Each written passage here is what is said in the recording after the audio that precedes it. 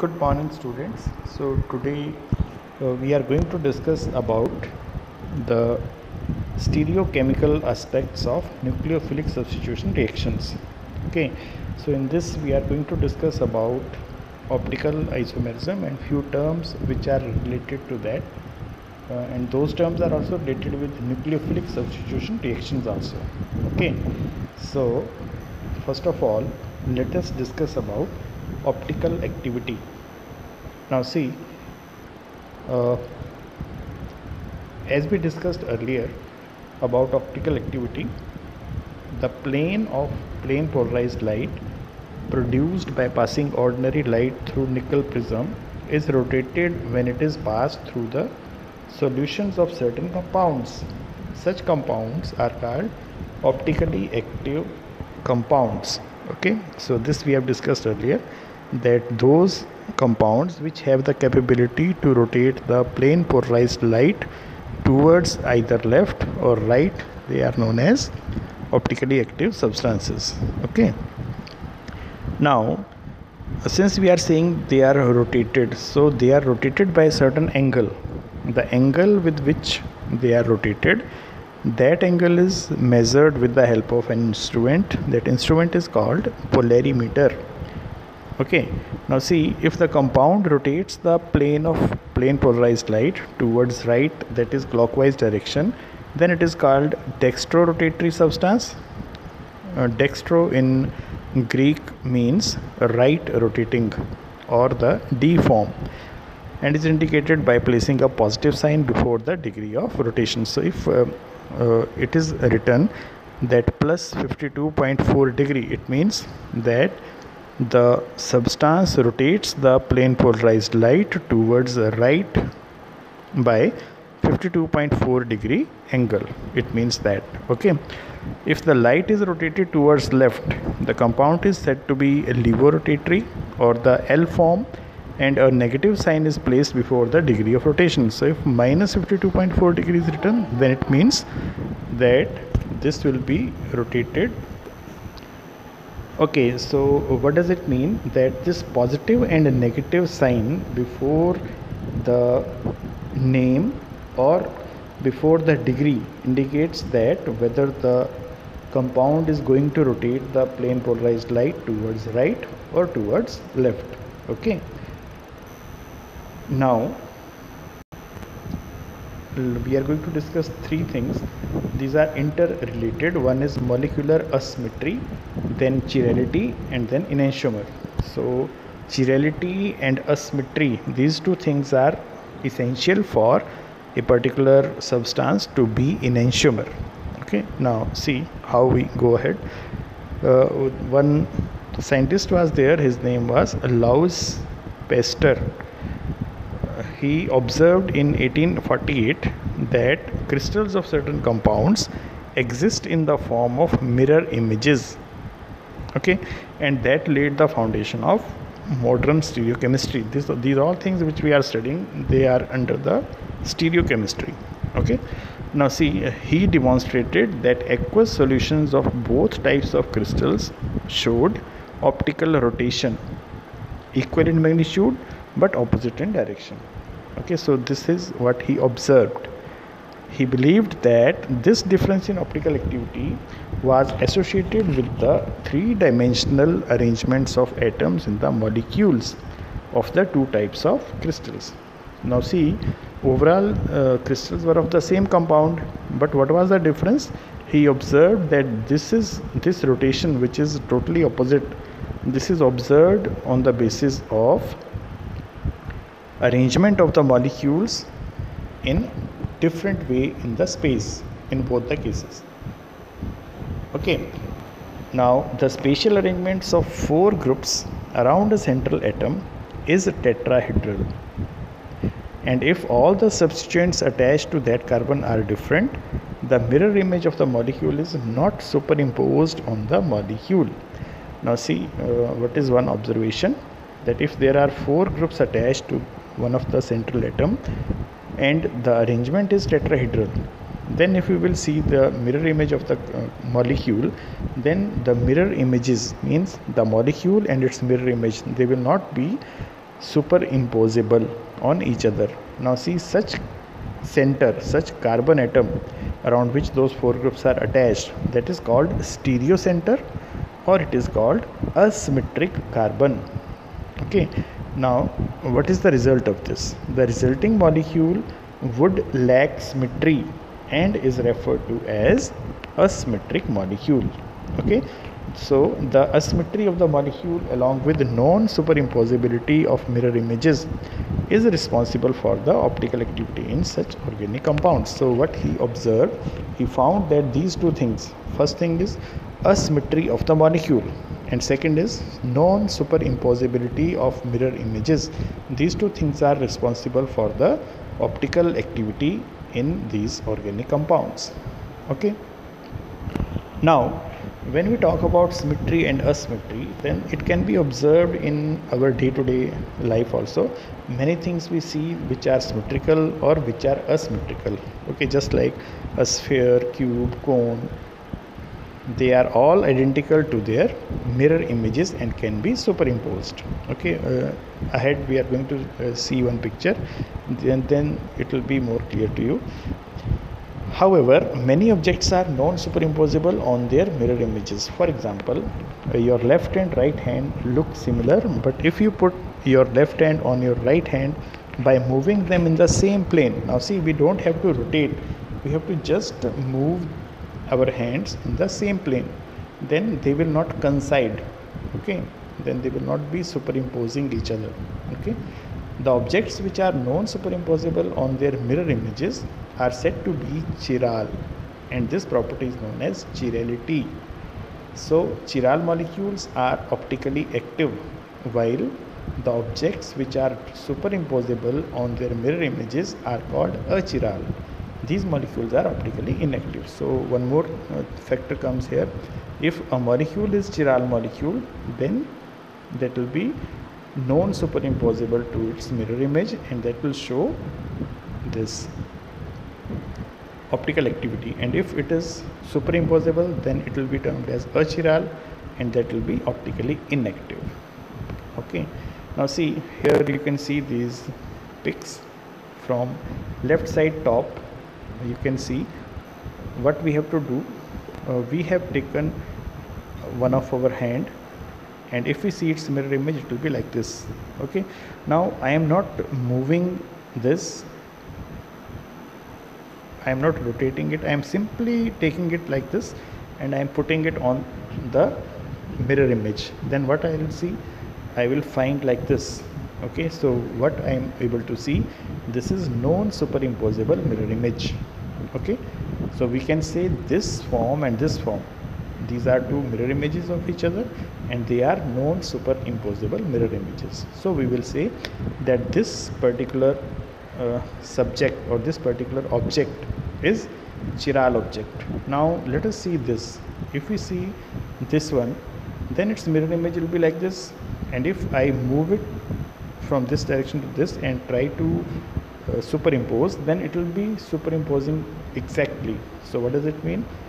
These two things, this one and this one, these two are mirror images and they are superimposable mirror images. So what does it mean? It means that this object is a chiral object. Now let us check this one. This is one molecule and this is its mirror image. Now if we see properly, then if I move this molecule in this direction and place the central atom on the central atom of its mirror image, then I will see that it will not be superimposed. So it will be a chiral molecule. So A is to be written separately, chiral is to be written separately. It is A means single, one chiral molecule which is non-superimposable. Okay, now we can see here also, see, these things are non-superimposable mirror images, but these things are superimposable mirror images. So it means these two are achiral and these two are chiral. Okay, so this way we can understand this concept of chirality. Okay, now see, Now in case of organic compounds, we are going to see with the help of two examples. Now let us take first example, propane-2-ol. Okay, this is propane-2-ol. Now see, if I consider the carbon to which OH group is attached as center point, then 4 groups are attached to that carbon. Out of those 4, 2 are similar. Now see, when 2 groups are similar, then it will not form chiral molecule, because one of the condition for chiral carbon is that all the 4 groups attached to that carbon must be different. Here 2 groups are same, so that is not chiral molecule. Now let us see, if we take its mirror image, then it is like this, and if I rotate it by 180 degree, now see rotation, how rotation is to be done. See, this is the direction, this way I have to rotate. So when I rotate it by 180 degree, then what happens, this OH will come here and all groups will also rotate in the same way, and we are going to get this type of image. Now if I see A and C, then they are superimposable mirror images. Okay, A and B, they are non-superimposable, but A and C, they are superimposable mirror images. So what we will say, that this molecule is a chiral molecule. Okay, so one of the condition for chiral carbon is that there must be 4 different groups attached to the carbon atom. Okay, now let us consider one example. This molecule is butane-2-ol. Now we have taken butane-2-ol. So the carbon to which OH group is attached, if we see to that particular carbon, 4 different groups are attached. So there is possibility of being chiral molecule. Okay, so now when we see its mirror image, it is like this. Now D and E are mirror images of each other. If we put butane-2-ol, means D form over E form, then it will be non-superimposable. Now let us check after rotation by 180 degree. If I rotate it by 180 degree, then what is going to happen, this OH will come this side here, and similarly these groups will also rotate in the same way, and C2H5 will come upside, CH3 will come downside. Now if I check D and F, then they will also be non-superimposable mirror images, because OH and H, they will cover each other, but what we will find, CH3 and C2H5 will be one over the other, so they are not superimposable mirror images. So what we can say, now one more thing comes over here, that non-superimposable mirror images of each other, the stereoisomers related to each other as non-superimposable mirror images, they are called enantiomers. Okay, now see, here we can say that D and E, these two are non-superimposable mirror images, so these two are enantiomers. Okay, now let us come to racemic mixture or racemic modification or racemization. Okay, now see, when we talk about enantiomers, then those enantiomers, they possess similar physical properties. Whatever physical properties are there, they are similar. But what is the difference between enantiomers? The difference is on the basis of their capability to rotate the plane polarized light.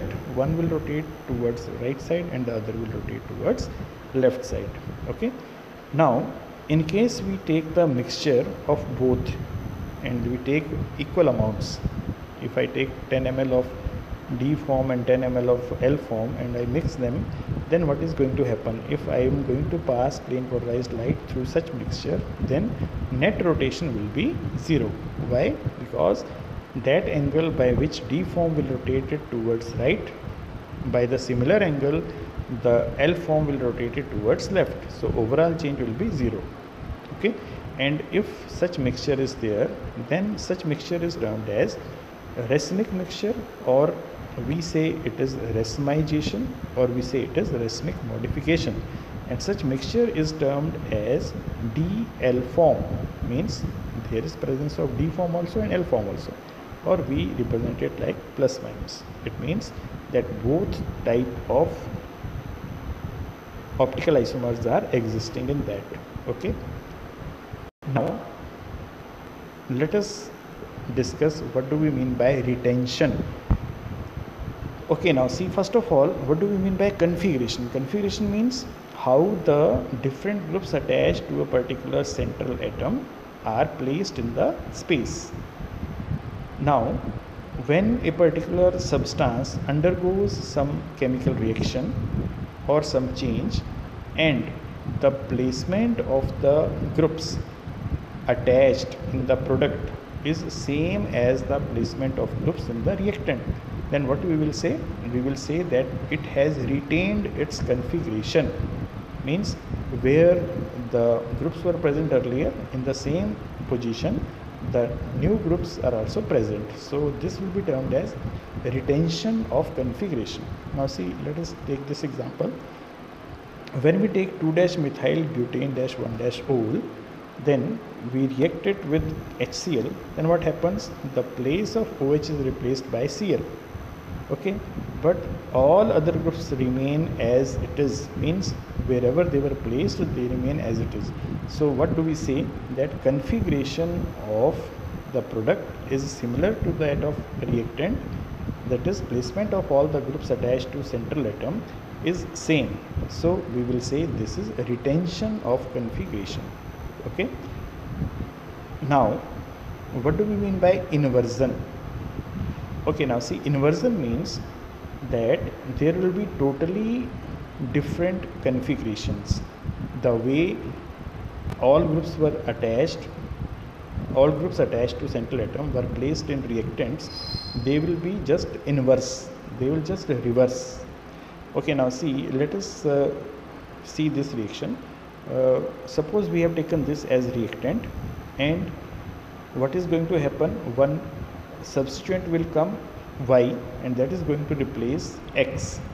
Now suppose Y comes and replaces X, and it forms a form of product. It forms a product where the all groups remain in the same position, only X is replaced by Y. Or suppose B is formed, where what happens? In place of X, Y comes, and the position of all the other groups just reverses. Then what we will say? Suppose now see, these are two different possibilities which we have talked about. Now suppose, now there are three possibilities. Very first possibility, suppose there is this is the main reactant. Suppose after reaction A is the only product which is formed, then we will compare the reactant with A, and we will find that only difference between these two is in place of X there is Y. So we will say that in this case there is a retention of configuration. Okay, now let us suppose that this reactant changed to Y after the reaction.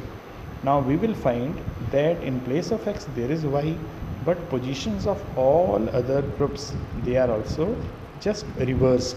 So what we will say? That now inversion of configuration has taken place. Okay, inversion of configuration has taken place. Now third possibility is that if the case was such that there was possibility of formation of A also and B also, and both are formed equally, 50% of A is formed and 50% of B is formed, then what we will say? We will say that we have got racemic mixture where there is zero optical rotation. Okay, there is no specific rotation. That particular mixture will not rotate the plane polarized light to either side. Okay, so that is called racemization or racemic modification. Okay, now how these things are related to nucleophilic substitution mechanisms. Now see, as we know that there are two types of nucleophilic substitution mechanisms. So one is related to retention of configuration and the other is related to racemization. Now which one is related to which, that we are going to discuss. Now let us talk about SN2 mechanism. If we talk about SN2 mechanism, then what happens in SN2 mechanism? It is a one-step mechanism where our nucleophile gets attached to our reactant by just replacing another nucleophile which is present in the reactant itself.